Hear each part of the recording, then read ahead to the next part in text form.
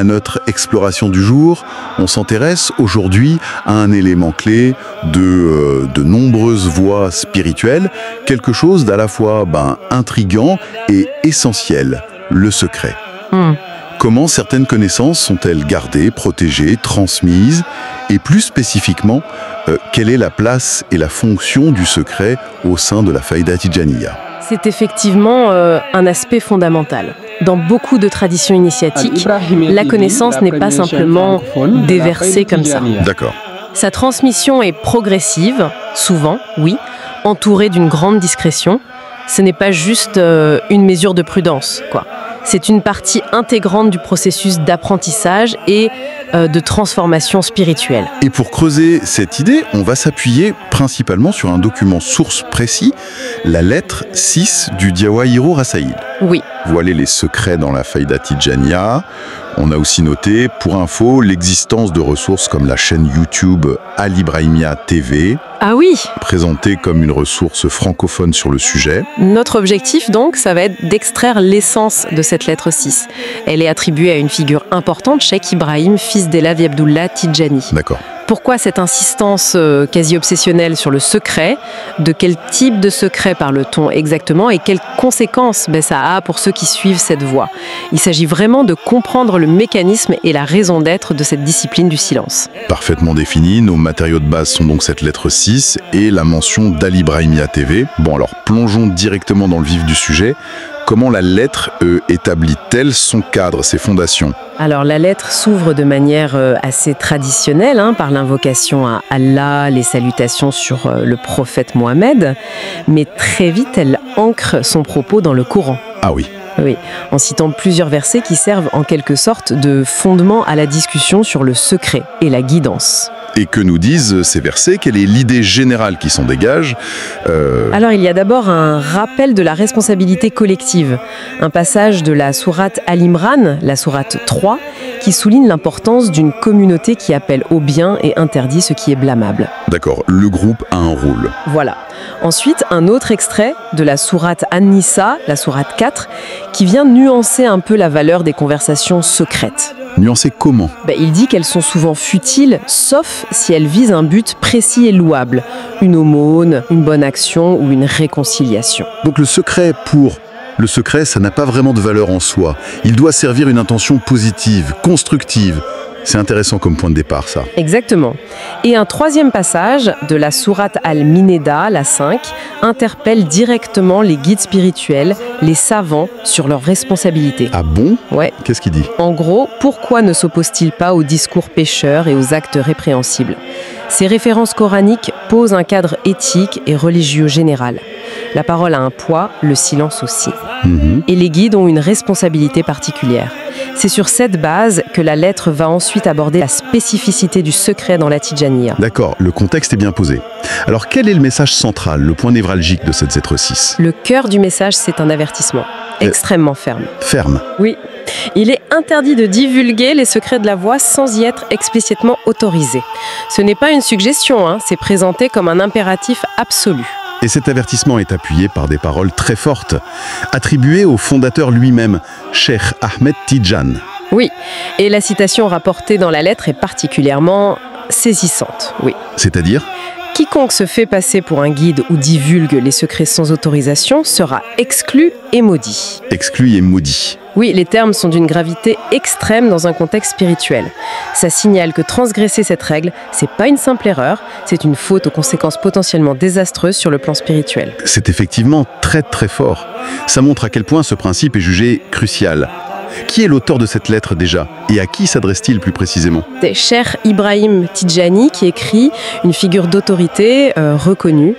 Il s'adresse aux disciples Tidjan en général, mais le texte précise qu'il vise plus particulièrement ceux qui ont humé l'odeur de la haqiqa. La réalité divine. C'est ça. Il mentionne même spécifiquement les disciples de Taïba Mbiten.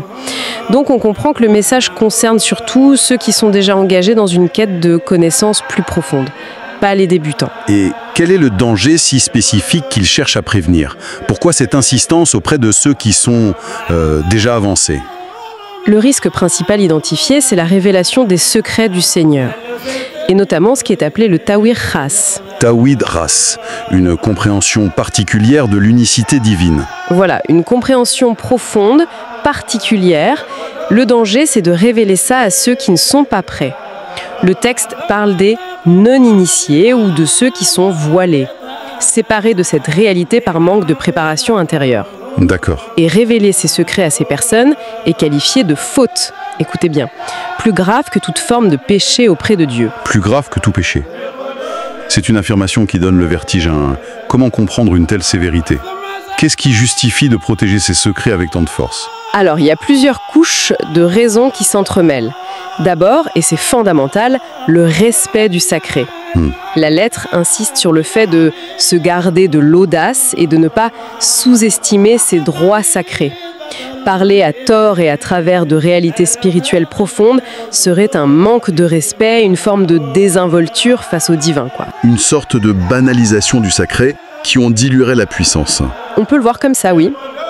Une autre raison, très pragmatique, concerne la concentration et la discipline du disciple lui-même. Ah oui. Le but de la lettre, dit l'auteur, c'est de cultiver la crainte révérentielle, de focaliser toute son attention sur Allah et de se détourner de ce qui pourrait distraire de cet objectif unique. Garder le secret, ça fait partie de cet effort de concentration. Et cette discipline intérieure, elle se manifeste par des pratiques extérieures très concrètes, si je comprends bien. Absolument. La lettre rappelle l'importance capitale du respect des obligations de la charia. Les 5 prières quotidiennes, faites à l'heure, en groupe quand c'est possible. Les bases. Les bases. Et, de manière cruciale pour la Tijaniya, la pratique régulière et assidue des oraisons spécifiques, le wird lazim et la wazifa. L'insistance est mise sur la wazifa récitée en groupe. En groupe, c'est important. Jugée indispensable, sauf empêchement majeur. D'accord. La pratique régulière de la wazifa devient donc un signe tangible de l'engagement réel du disciple. C'est exactement ça. Le texte affirme que c'est par la pratique de la wazifa que l'on reconnaît le vrai disciple Tidjane. Celui qui néglige ces pratiques fondamentales, dit la lettre, n'est pas un disciple Tidjane. Ah, carrément. Oui, car il n'a pas encore saisi la nécessité profonde d'aller vers Dieu, ce que le texte appelle le fakr et l'essence du soufisme. La discipline rituelle n'est donc pas une option, c'est la base sur laquelle tout le reste se construit, y compris l'accès éventuel au secret. Et Cheikh Ahmad Tidjane lui-même, il incarnait cette extrême discrétion. Tout à fait. Il est présenté comme le modèle par excellence. La lettre rapporte cette parole qui lui est attribuée. Le secret est en moi, dans une chambre fermée, dont les clés sont perdues, alors que la porte est verrouillée. L'image est puissante. Très puissante, oui. Le secret n'est pas simplement caché, il est rendu volontairement inaccessible sans la bonne approche. Sans la clé qui n'est pas matérielle, évidemment. Une autre citation frappante mentionnée est « Les poitrines des nobles sont les tombeaux des secrets ». Les tombeaux des secrets. L'image est saisissante. Elle évoque le poids, la responsabilité et le caractère définitif du silence gardé. Alors concrètement, quel comportement est attendu des disciples pour vivre selon ce principe ? Essentiellement, la retenue. Garder le silence sur les aspects les plus profonds de la voix. D'accord. S'éloigner des discussions ou des rassemblements publics qui ne sont pas centrés sur la quête spirituelle.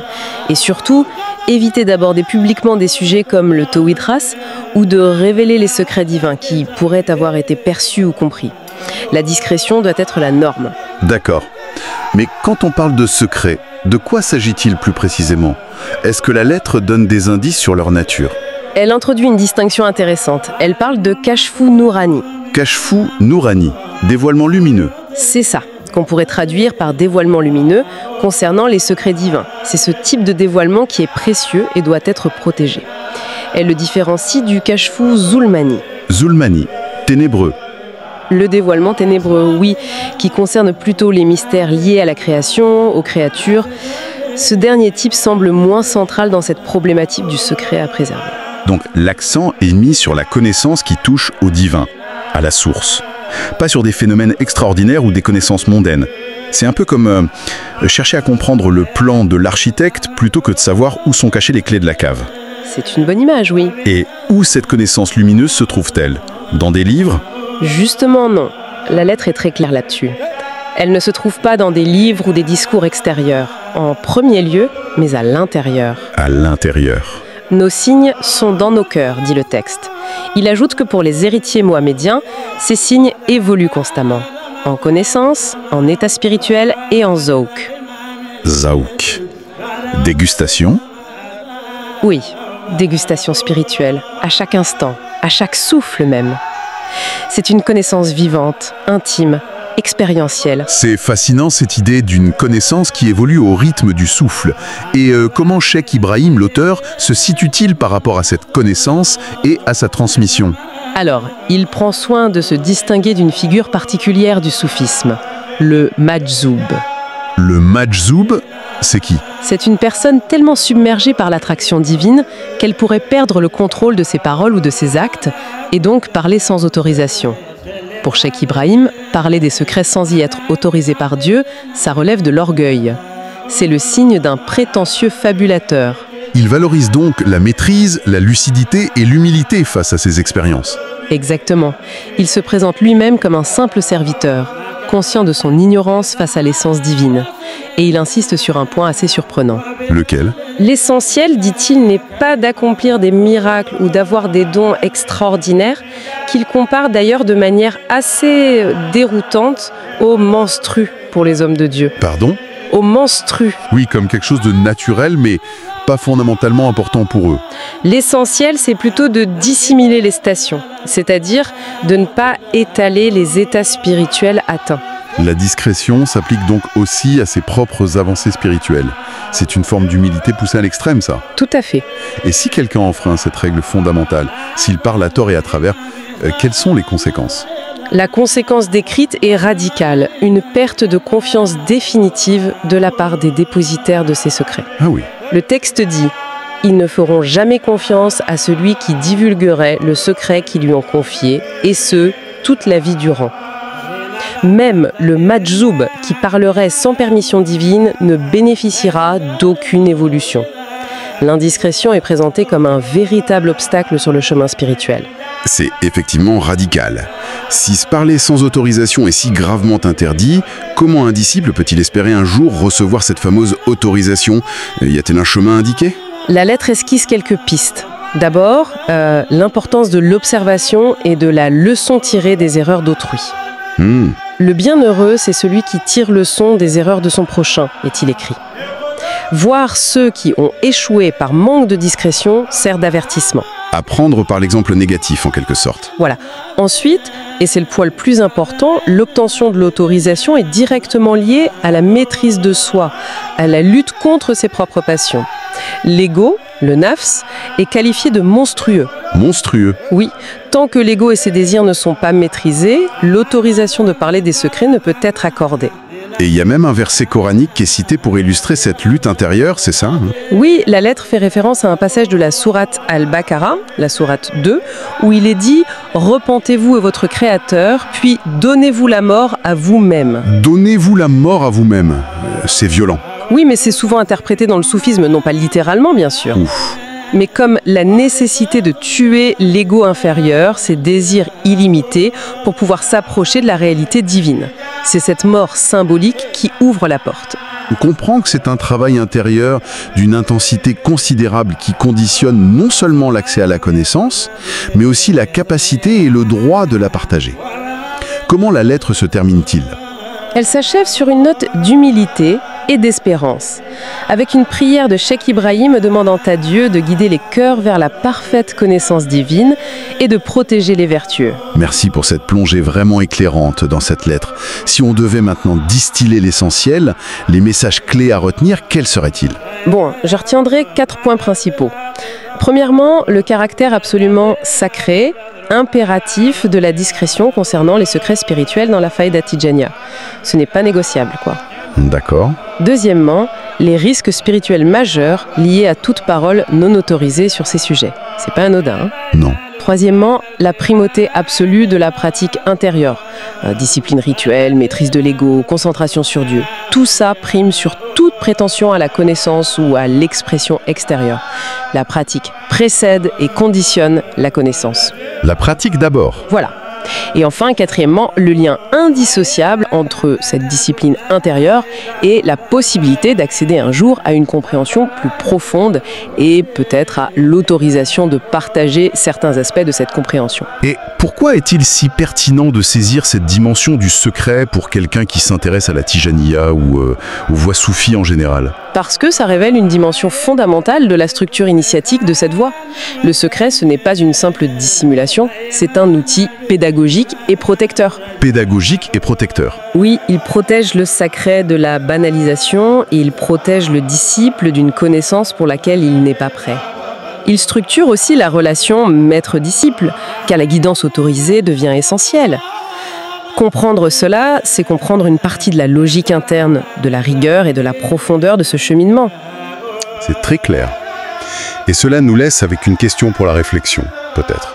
Si le silence et la discrétion sont si essentiels et l'autorisation de parler si difficile à obtenir, comment l'aspirant trouve-t-il l'équilibre? Bonne question. Comment naviguer entre cette nécessaire retenue et le besoin légitime d'échanger, de questionner, de chercher une guidance auprès de frères plus avancés ou d'un maître, pour justement progresser sur cette voie qui exige tant de silence? Oui. Cette tension entre le silence protecteur et le dialogue nécessaire à la croissance, elle est vraiment au cœur de l'expérience initiatique, n'est-ce pas? C'est une excellente question, oui, qui touche à la dynamique vivante de la transmission dans une telle confrérie. Trouver cet équilibre délicat, c'est sans doute une partie essentielle du chemin lui-même. Voilà qui offre matière à réflexion.